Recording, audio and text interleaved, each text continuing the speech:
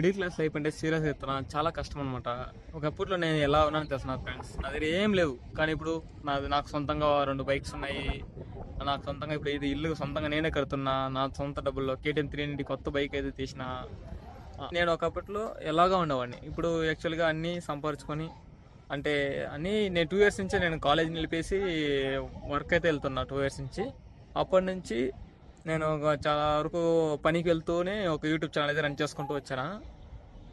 ఆ తర్వాత అంటూ వస్తే ఇంకా నాకు ఇంకా 2 ఇయర్స్ నుంచి కష్టపడుతూ అయితే TVS 50 ఒక బైక్ తీసుకున్నా స్టార్టింగ్లోనే పనికి వెళ్ళినప్పుడే. ఆ తర్వాత RS 200 ఒక బైక్ అయితే తీసుకున్నా.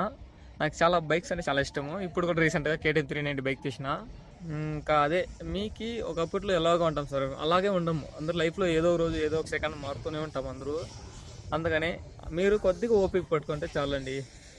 కొద్దిగా ఓపిక పడితే మనం అందరూ సెటిల్ అవుతాం.